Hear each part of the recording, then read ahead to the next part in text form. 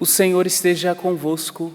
Ele está no meio de nós. Proclamação do Evangelho de Jesus Cristo segundo Lucas. Glória a vós, Senhor.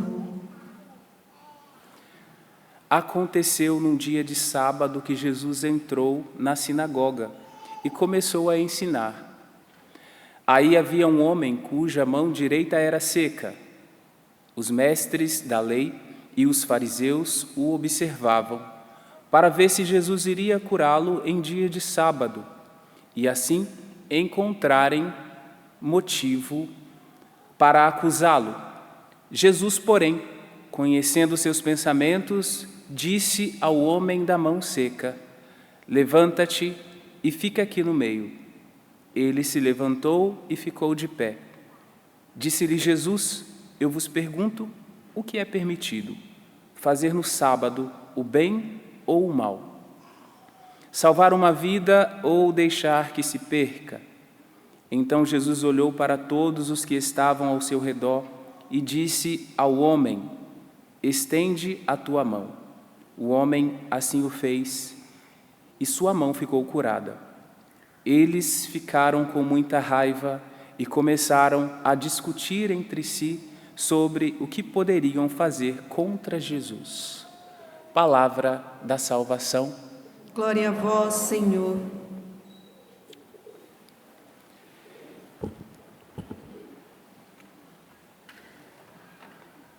Irmãos e irmãs, nós temos visto nos evangelhos, nos últimos evangelhos, este constante embate de Jesus com os mestres da lei daquela época e também com os fariseus. E hoje nós temos um homem da mão seca que é curado por Jesus ali, porque o sábado, é feito também para fazer o bem. O Filho do Homem é Senhor também do sábado, não é o sábado que é Senhor do Filho do Homem, de Deus. Para dizer que nós precisamos abrir o nosso coração também na nossa vida, nos nossos comportamentos, para ver um pouco além daquilo que às vezes é simplesmente algo externo. Então, eu penso que em relação aos mestres da lei e também aos fariseus, constantemente Jesus os coloca assim contra a parede, porque tem uma aparência de virtude nos fariseus e mestres da lei, então tem virtudes públicas que nos tempos atuais seriam as virtudes comentadas, faladas ou postadas, mas Jesus, conhecendo o ser humano, sabia que naqueles que publicamente são os virtuosos, os melhores, os bons, com certeza tinham os vícios privados, os vícios secretos. E toda a atitude de Jesus, até mesmo a cura deste homem da mão seca hoje, é para que era naquele esforço de fazer com que estes homens que queriam constantemente acusar Jesus olhassem para si mesmos e olhassem para dentro ali se confrontassem. Virtudes públicas, fariseus, mestres da lei, e os vícios privados. Então, esses vícios privados deveriam colocá-los em atitude de humildade e desejo de crescimento, desejo de se colocar na vontade de Deus, desejo de ver que não são deuses, são humanos, são pessoas que podem ser melhoradas. Eu penso que a dinâmica e o desejo de Jesus com a atitude da cura deste homem diante deles é para que eles fizessem tal realidade, mas que não é dita aqui no Evangelho. Mas eu acho que cada um de nós, se nos comparamos com os fariseus, então tem virtudes públicas, mas talvez tenham vícios privados também. Então nos coloquemos diante de Deus para que Ele cuide e cure em nós esses vícios que as pessoas não veem, mas que nós sabemos que existem.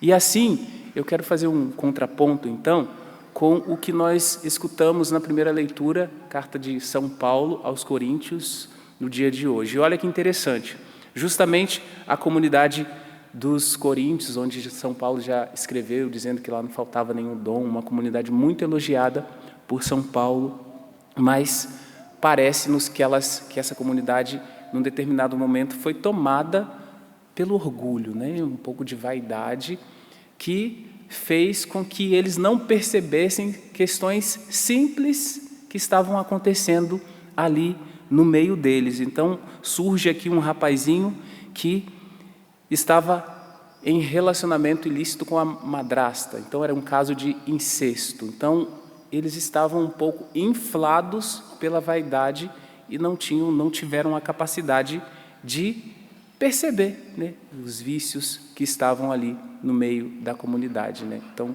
era uma comunidade repleta de virtudes públicas, mas não eram capazes de perceber quais eram os vícios privados e secretos que estavam no meio deles, e São Paulo precisou escrever essa carta para direcioná-los, para exortá-los, para dizer o que precisava ser feito ali naquele momento. Mas qual era a concepção daquela, não só da comunidade cristã dos coríntios, mas daqueles que habitavam aquela cidade, aquela região?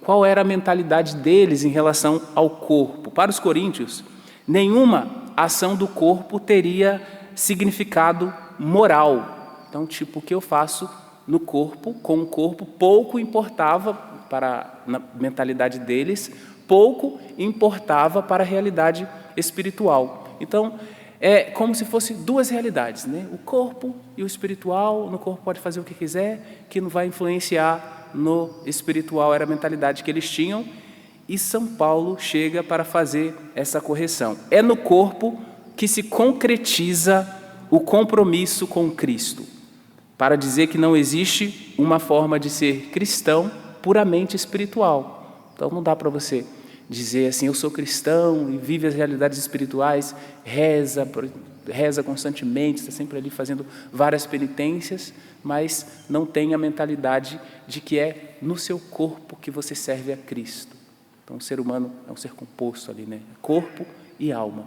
Então a alma purificada, corpo também purificado. Não existe uma forma de ser cristão puramente espiritual que não comprometa até mesmo o seu corpo. Então não dá para você sair dizendo o seu corpo, suas regras. Então as regras do nosso corpo é de acordo com aquilo que professamos, é de acordo com a fé que professamos, com uma vida unida a Cristo que é santo. Então também a nossa vida deve tender sempre para a santidade, e esse é o desejo de Deus para cada um de nós.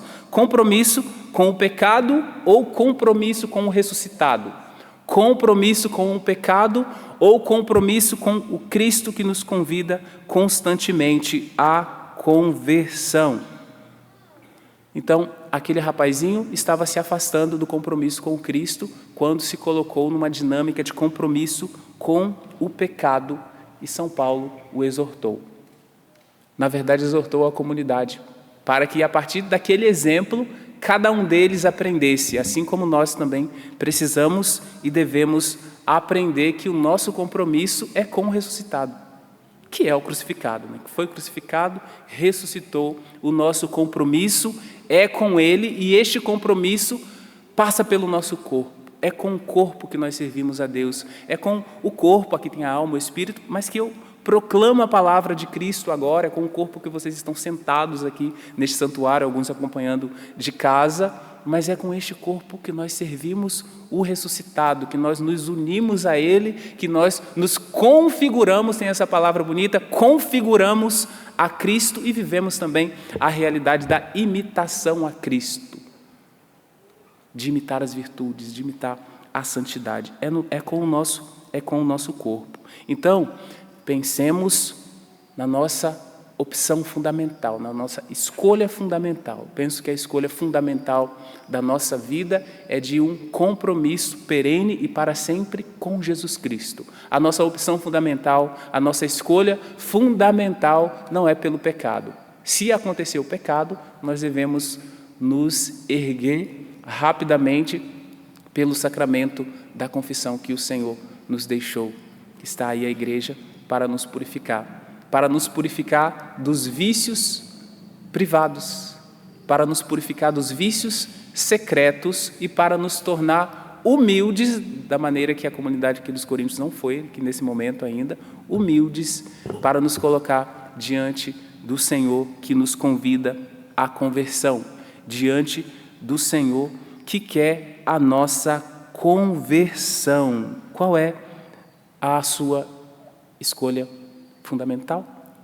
Cristo ou o pecado? Se é Cristo, logicamente devemos abandonar o pecado, devemos confessar os nossos pecados. Diante desta contradição que foi encontrada ali na comunidade dos Coríntios e que talvez exista entre nós também, entre virtudes públicas e vícios privados, Paulo diz qual é o objetivo maior de tudo aquilo que ele expressa ali nessa chamada de atenção que ele faz para a comunidade dos Coríntios: a salvação da pessoa, a salvação da alma daquele rapazinho. Então entrega ali para Satanás, para o sofrimento, mas o objetivo não é que ele se perca, mas que ele se converta e a alma seja salva. Então, diante do Senhor, ao final desta homilia, apresentemos ao Senhor o compromisso que fizemos com Ele. Ele é a nossa escolha fundamental.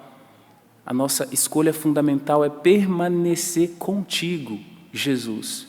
E se por algum motivo nos afastamos, por algum motivo caímos nos vícios, temos agora o desejo de nos reerguermos, sermos transformados pela sua presença, pela sua graça. Envia, Senhor Deus, o teu Espírito Santo sobre nós, sobre todos os teus filhos que escutam esta palavra nesta tarde, e que esta palavra gere transformação de vida, que esta palavra gere cura, que esta palavra molde a nossa existência. A palavra de Deus vem nos moldando. Então a palavra de Deus não vem para acusar, mas a palavra de Deus vem para transformar. Para transformar. Então ela aponta, ela toca na ferida, mas toca na ferida com o objetivo principal, que é a salvação da alma, que é para que você, de fato, se conscientize da escolha que você fez. É com o seu corpo que você deve servir o ressuscitado. É com o seu corpo que você recebe a Sagrada Comunhão, corpo, sangue, alma e divindade de nosso Senhor. O Senhor que se encarnou para dizer que, assim como Ele foi ressuscitado, elevado ao céu, assim como a Virgem Maria, também na experiência da Assunção, também nós somos vocacionados para essa realidade. Por isso, um corpo purificado é um corpo unido a Cristo, é um corpo desejoso de crescer nas virtudes, é um corpo desejoso de constantemente se configurar a Ele. É uma configuração que passa por sofrimentos, passa por lutas, passa por tentação, mas passa, sobretudo, pelo desejo e pela certeza de que com Ele seremos um dia ressuscitados. Assim seja.